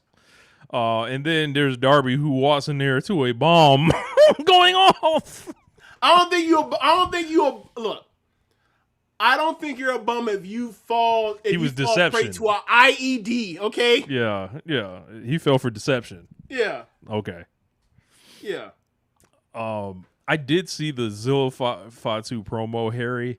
I don't know any. I barely. Baby. Not a nympho baby. A nympho baby. Nympho baby. That is flub. It's a flub. Whatever. It's still funny though. Yeah. He should run with that somehow. Like at least on social media. Yeah. On social media. He at NXT. He'll figure it out. Like WWE, get rid of that. Don't use that. What's the info? Mommy, what's the info? Yeah, I don't really know much about the guy. I heard he's got a checkered past, but whatever. It's the wrestling business. Like so. Look, I only know he existed. Yeah. I don't know too much about the guy. I don't even know who's like what his relationship is to like. I know last name, but I don't know. I believe his dad is Umaga. I believe. Okay. What else? John Moxley and Jay White. We should talk about that. John Moxley and Jay White. They had a good one. This match is great. I like this match, and I was like, wow, it feels like Jay White has a pulse. This is wait. So remember, like he first came into the company, and then he was in the Continental Classic, and him and Moxley had a great match like this. Yeah. And it's like it was just simple for me. It was simply get him the fuck away from David Finlay. Get him away from David Finlay. Yeah, man. A couple weeks ago, we were like, bro, he looked lost his baby face. We don't know what the fuck's going on. That was last week, actually. You don't know what, he looks lost. He don't know what he's doing. And then he does this match. It's like, oh, no, he knows what he's doing. He's in there with someone that's a star. Yeah. And I think Jay White has always been someone that I think if he doesn't pull somebody from like, all right, like a best in the world level guy, like he might necessarily not be able to wrestle up to that level or whatever. It'll be just he'll bring that best in the world level guy a little bit down, but it'll still be really good or whatever. But like I don't see Jay White against like lesser people as something like I don't know. Like I can put him in there. I can put White opposite of anybody. I feel like as far as like that are like big stars or great workers, something like that. But just like a mid person in Jay White, I don't think that works for me. I mean, mid in general or mid in AEW? What would you say is the difference? Okay, well, mid in general is like, trying to think. Mid in general is like you put him in there with Jacob Fatu. Mm-hmm. Where mid in AEW is like, I think it's a higher bar. Mm-hmm. I think in a general I think James unfroze. This is wild. Make sure y'all send in y'all super chats, like the video and all that. James is disconnected. I'm sure he'll be back shortly. There he is. All right. Okay. So you're in. What I'm saying was Jay White and David Finlay in general is mid, but AEW, he's not mid by AEW standards. He's a preliminary by AEW standards, given what we've seen of him. Mm-hmm. So it's like, yeah, just keep him away from David Finlay and people in that level. Because in the C2 a couple years ago, it's 2 years. Obviously, he's not the same wrestler, or he's not the same physically, but like he wrestled people that were mid, because you got to have mid people in the Common Class make it work, or any round robin tournament of that ilk. So yeah, I just think you got to keep him the far fuck away from David Finlay and the dogs, and we'll be fine. Now, my question is this, right? After that match, what would a Jay White and Okada match look like right now? Like, because that match has always been the other way. Like, it's always been like Okada as a babyface and Jay White as a heel. No. My dog did not leave New Japan Pro Wrestling to be put back with Jay White. I was in the dome. After seeing match of the decade so far, Ospreay and Omega. And what had the main event was Kazuchika Okada in the first Tokyo Dome main event from New Japan Pro Wrestling post the death of Antonio Inoki, coming down with an Inoki robe during the match, jutting out his chin like Inoki. It can only squeak in the main event. In the dome, can only squeak out 4.5 stars with Jay White. This is same Jay White that I saw in the main event of Madison Square Garden that Okada can only squeak out 4.5 stars with there too. For some reason, I've been cursed with Okada and Omega in real life events. I don't want to see it in AEW. Shoot it, kill it with fire. Darby with his flamethrower, bring it out. Let me have that. Let me shoot that with that. I never want to see those two wrestle again. Keep them away from each other. 4.5 stars is not good enough when it was those stakes. No, don't put in AEW. No, thank you. Now, Jay White versus Kyle Fletcher. Yeah, they should do that. Jay White versus I'm trying to think who. I mean, I was going to say MJF, but no, that's never happening again. I don't think we're going to see that one. I mean, if I was here, I'd say the fuck away after what he did to me. I mean, there's plenty of people like Jay. We overran with heels. Jay White's one of the new baby faces back. He should be programmed somewhere after this, even though he lost his match. The thing for me that I was kind of confused with, and not confused, but I'm like, how many fucking trios teams are going to be in this trios match with Brodito or Good, Bad, and Ugly? Because it's like, all right, there's presumably a Swerve team. There is the Dogs that show back up with Gabe Kidd. There is the conglomeration of O'Reilly, Strong, and Orange Cassidy. And then there's like the man. Like, how many fucking trios? What's happening? Is it going to be a 6-pack trios match? Bro, I think it's gonna be like a gauntlet trios match. Like there's a chance that could happen. Okay, I'm led to believe there's still a lot of stuff in the air right now, and there's like I would say dotting the I's, crossing the T's. There's a lot of stuff to work out, and he's trying to get. I think Tony's trying to get a lot of people on the show, which is why you saw the insertion of the Dogs. You saw what about Orange Cassidy? I saw and that. Different Right. Stuff That's like that's my first thought. Like gauntlet match and this match, like, oh, these are basically the Andres. Yeah, and they're going to use basically the high profile feud of Swerve and Hangman to shepherd everybody else in, seemingly. Not how I would use some of my biggest stars, but promises are made. What else? And then the regular gauntlet on top of that, like MJF sends in a video from the pool with Andrade beating the fuck out of John Cruz. That shit was hilarious. Like, why was Andrade just ready to come down in the ring in his gear, ready to whoop some ass? Ready. This is an unannounced match. How did this happen? Like, he was just ready. Like, he had the merch on and all that kind of stuff. He just immediately spinning back elbow. Yo, get him out of here. MJF cut a promo on him, had a couple one-liners and stuff like that.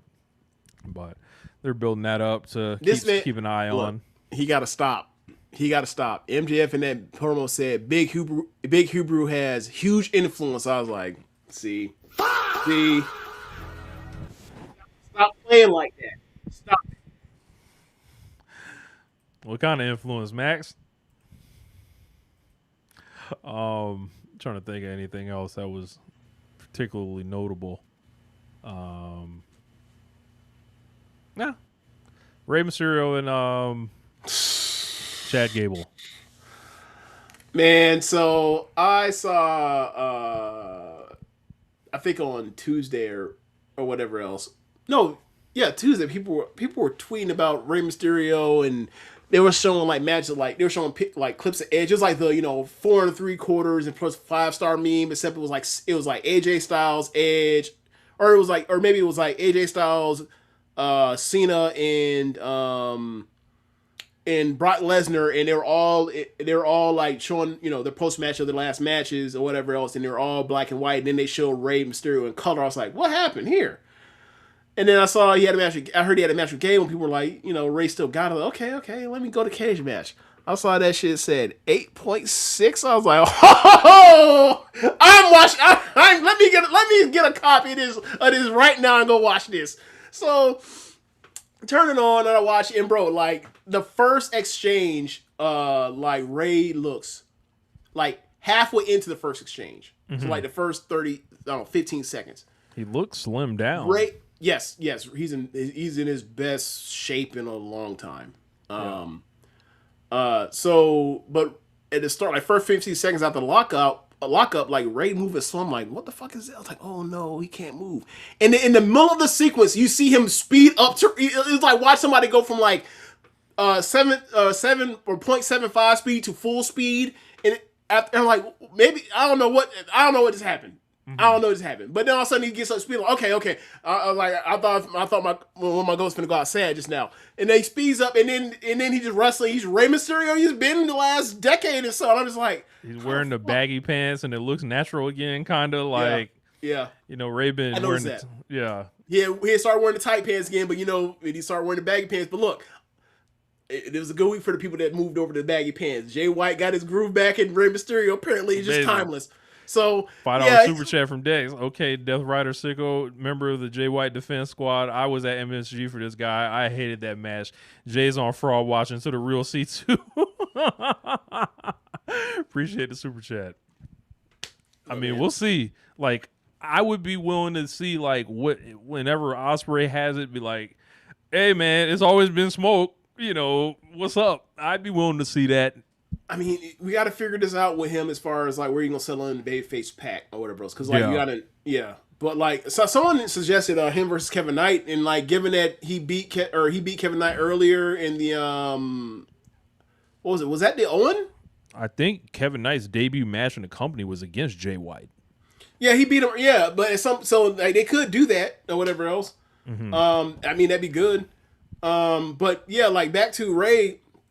And like it's the same Ray you've seen the last decade from Ray or whatever else. It's great to see. The basic classic. It's the basic classic stuff you've seen. The 619, the moonsaults, the drop the dime, the jumping, the springboard sentons, that kind of stuff, right? But the thing that was added to it was like seeing the anti-air base stuff that that you, oh my god, I'm blanking on his name right now. That Gable was doing. And like Gable pulled, like there was a springboard spot where I guess Ray was maybe going for like a springboard West Coast or a West Coast pop, and he catches it and turns it into like a makeshift like bridging super or fisherman. And I was like, that was awesome. And he did a couple other things that were awesome. And I was like, and then you think about it, it's like, well, this is basically like some 2006 Ray versus Kurt Angle's son. That's what it was. It's like he wrestles like Angle. He has a singlet. He's an amateur wrestler guy, but he's smaller, so he's more gifted as far as dexterity, and he has some updated moves, whatever else. And it just worked. And the match kept getting better and better and better. And like by the time you got to the part where Ray gets out of the first big tease of the ankle lock, like he finally hits the 619, or he goes for another 619 attempt, doesn't get it. He then lands in a spot where he gets the 619 in the corner, which is visually is you rarely see that, and then he leads up to another 619, and then you like, okay, he's gonna drop the dime. I think he does, but it just. And then before that, he almost dropped the dime, and like he got the knees up and everything. The match just worked. There was a dope spot I saw. It was like a 619, but instead of connecting on the 619, he got both legs caught into the ankle lock. The ankle lock, yes, that happened early in the match. Yes. It was all this. It was just so well done, and like the match just worked. And like the crowd, once he survived that and got to the 2 619s and then got the dime, like the crowd desperately wanted Ray. The crowd got on their feet. They desperately wanted Ray to win their Intercontinental title, and it's like, man, I was like, I wasn't expecting to see this, Yeah, it's like it's interesting they're letting him back in the ring, kind of. I like especially because they use him like he's Nick Aldis in AAA. It seems. Yeah, and it's like, all right, they be trying to. It's like they trying to wind niggas down and shit like that. But like, I feel like Rey Mysterio is so valuable. Even TKO wouldn't be like, you know what, it's time to. They wouldn't dare. Yeah, and also, look, you go to Rey Mysterio and say you want to take a 50% pay cut and see where he ends up. Boy. Even that man finna be in Jacksonville in no time. Yeah, like I don't know, man. That's interesting because like the thing they did here was put him with Gable, and Gable's been working with all of the luchadors. And they're telling that story on commentary of like, since he's came back, like the luchadors he said he didn't say luchador locker room, but it was basically like Graves basically saying like, the Mexicans have basically forgiven him, and I'm like, okay, sure. Funny. Sure. Because he said most of the luchadors have forgiven him. I was like, how you know that? How you know? You want to talk to them? I don't believe you want to talk to them, Corey Graves. Some tells me you making this up as you go. Well, Corey Graves do be doing commentary in AAA, so like maybe he's I didn't know that. Fair enough. Maybe he's done his job as a broadcast journalist. But Michael Cole, like when Michael Cole does commentaries, but I was talking to so and so backstage, like you didn't talk to them backstage, but you just making this shit up as you go. That's fine. Yeah. Yeah, but it's always cool to see a good Rey Mysterio match that's around. Rey Mysterio is how old right now? He's got to be in his late 40s. 51 years old. Shit, he's 51. Jesus Christ. He will be 52 in December. Look great out there, man. Like, and fucking, he will never be bad. It's like you could use this guy to draw, right? Like Bruh. you can use him in a big match, right? In 2018, when he had that match with Andrade on SmackDown, I think I said it then. He's never going to be bad. And then when he had the match with his son in the LA WrestleMania 39, I said the same thing. He's never going to be bad. And now it's 2026. He's never in. You know the Blue Panther out there. There's all them CMLL guys in their 60s that's still doing this. Rey Mysterio will die still being good at pro wrestling, man. That's what's going to happen. That's what's going to happen. He is going to die being better than his son. Like the whole go back, yo dad, you're the dad, you have a son, he's a teenager, he thinks he can beat you back in the front yard in a game of one-on-one, and then you beat him, and you like, I'll never play him against, one day he might beat me. Ray ain't gotta worry about that. Dom will never be better than him at pro wrestling. It will never happen. Yeah. He's gonna be 60, he gonna be out here doing he gonna be out here doing tilt-a-whirl DDTs and springboards with a cane. He gonna figure out how to make that work, and he's still gonna be good. I'm telling you. I love this it. man has beaten knee reconstruction. Look, man, this man will never be bad. I normally be trying to get old niggas out of here, right? But there is a rare exception for a few niggas like Jericho. Go as long as you want, brother. Rey Mysterio, he's on that list. That go as long as you want, brother. y'all look, as we talked about, I grew up on WCW cruiserweights, right? Like, I don't be out here saying wrestling to be how Ray do it, but this was the Dory Funk Jr. of Luchador. I don't even know what that means. But yeah, man, like I grew up this dude was a real life superhero to me, man. And like to see him 30 years later, literally 30 years later, 1996, him and Shawn were the two best pay-per-view wrestlers in America. Mm-hmm. 30 years later, this dude's still doing this. Shawn been going for how long? Going like he's dead. Shawn been out the game for so long. Shawn retired in 2010, came back, had a Saudi Arab money match in 2018, and been going for 8 years. Yeah. It's amazing, bro. Yeah. Incredible. Look, he came out with a shirt, and I saw him coming out the ring with a shirt, and he had is very similar to the shirt he had in 2019. I was like, let me go to WWE shop and see if they. Damn it, Ray got a one-on-one shirt. Sell that shirt, Ray. I need to buy another Ray shirt. Some money, Yeah. That's good for him though. But yeah, man, like good for Gable too, man. Like, look, I'm not gonna pretend like this was all Ray. Gable did most of this match. Gable was the one doing the bass, and Gable was the one that brought his own personality to what Ray's matches have been the last decade. Yeah. You're going to get a certain level of whatever from Ray, and it's quality, and it's up to you to figure out how to make it work around this stuff. And he made it work, and shout out to him because, we talked about this. Like, that dude's having a hell of a year by WWE standards. He might be the best worker in the company right now. Yeah, like off of a match list type of thing.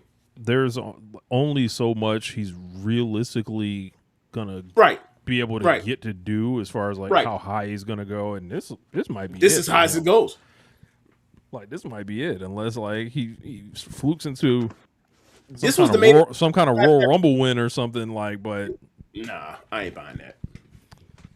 Yeah, but I agree with you. Like this might be the best it gets, but look, if he don't fire him or tell him to take a pay cut if you want to see where he ends up. That dude ain't gonna be hurting for work. Like there's some guys that come through.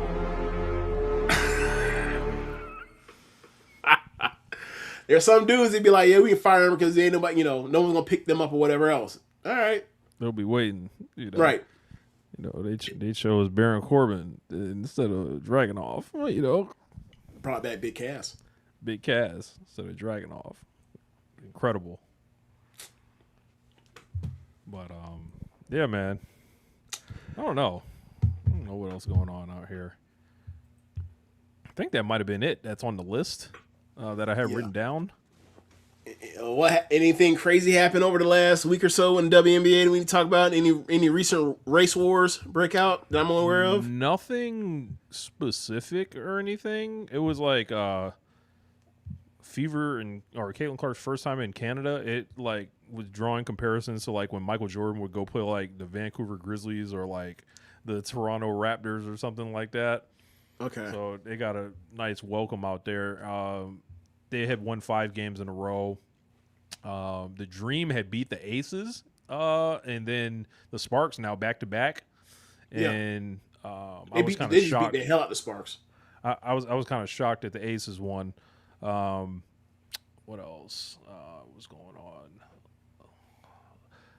The Lynx went into Golden State and was like, yeah, like they had less points than they normally score. It was like some muckball shit, but at the end of the day, it was like, hey, brother, the game is about a bucket, and Golden State don't got people who can like just throw them the ball and make something happen. So, like the Lynx are looking really good, man. Was that tonight or yesterday? I think that was maybe yesterday. Okay. Maybe, or 2 days, something like that. I don't know. Monday, I think. Okay.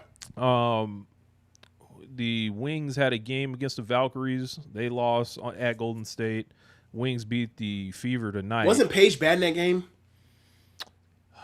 Yeah, Paige did some weird shit. So like, Paige was like, she wasn't playing the scoreboard. Like she was playing like, hey, I gotta get my 20 or whatever. And like they needed basically like desperation shots at the end of the game to like try to close the gap, to try to, because it was still within striking distance, but she was just ho-hum, get down the court to her spot, get to the mid-range, try to shoot a contested two, and it was like, what are you doing?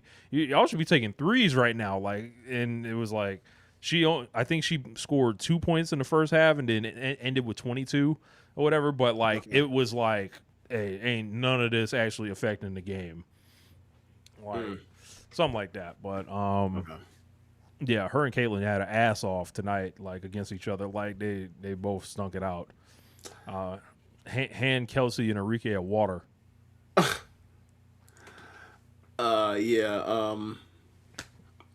Yeah, Kelsey Mitchell almost had a whoop Marina Mabry's ass. I forgot about that. I don't know if you saw that. Yeah, I saw it. I don't even know what happened though. It's like it didn't even seem like some. It had to be some shit that happened before that play. I guess it was like, I don't know, something like she's trying to get through like the cuts, and either Maria had the hands up and connecting with the neck and face or something like that, and it was like, it made me realize. And then Marina had like she didn't know what she was doing. Yeah, it was like she looked off. She looked off and ignored it. It's like, okay. It was like, oh, this is why I ain't never seen nobody try Kelsey Mitchell at all. Like she like snapped into like a different mode or whatever. I was like, oh, okay, I see what's going on here. People know. It was like, this precedes you. But I don't know. It's a race to the playoffs. The World Cup should be Kelsey started. Had 37. 37 tonight. Yeah, tonight. Damn. I think she was maybe the only one that had a good game. It looks like it. Aaliyah Boston is like, I guess, the number 2 scorer, and she had 14. Yeah. But yeah, man. Besides that, it's been fun watching it. Been going crazy on YouTube and all that. And our OPW hit 1,400 subs today. So thanks to all the subscribers and all that. But yeah, man. They said hate watchers too. Yeah, I mean, I'm sure a couple of them pulled up, or not. But I mean, you know, it is what it is. But I'm going to be upfront about the things I love and uncompromising in that position. Like I told James this yesterday or earlier today. All we ever came into this thing with, however, you know, we were able to connect with people, is with our opinions about things. And I will never run a gimmick as far as like a sincere gimmick. Like there will be bits like Liv Morgan will never win and you know, shit like that. Like I'm cognizant of this. I will never lie to this audience, like or any of them, and put on for some shit to feel like I fit in, or fuck that. Like there's no reason to. So I don't know. Yeah. Until well, obviously until we get bought by WWE. Correct. Like yeah. until we're on No, WWE radio. But you'll know. There'll be signs. Yeah. It won't even be signs. We'll even tell you, like, hey. Like, why do they have big ass diamond earrings and on at the same time? It won't be nice. Like, hey, welcome to One Nation Radio presented by WWE Network or whatever, WWE Podcast or some shit. You're like, you know what it is. Mission accomplished. Right. But all right. So yeah. I guess that's in the show, right? Yeah, that's it. Unless you got any words on this whole situation. Nah. I mean, we talked about it, and the thing is, like, I don't think if you watch that video, you said it all, and I thought it was reasonable. And Twitter's not the place for that for discussion like this. So, yeah, fun. Yeah. But yeah, y'all, thanks for listening. That's the end of the show. If you are watching from the stream, be sure to go to the show notes when the podcast up and go to the Red Circle link and donate. And be sure to listen to other shows on the network. Besides One Nation Radio, you have Keeping It Strong Style, All Things Elite, Imps Adventures, Wrestling Hour with Chris Things, Tunnel Talk, the Trish and Sarah Wrestling Podcast, AEW Match Guide, and Joshing Around. Thanks for listening, y'all. Later. Peace. Oh, we got let's go. What if y'all get bought out by TNA? It's an open market. No.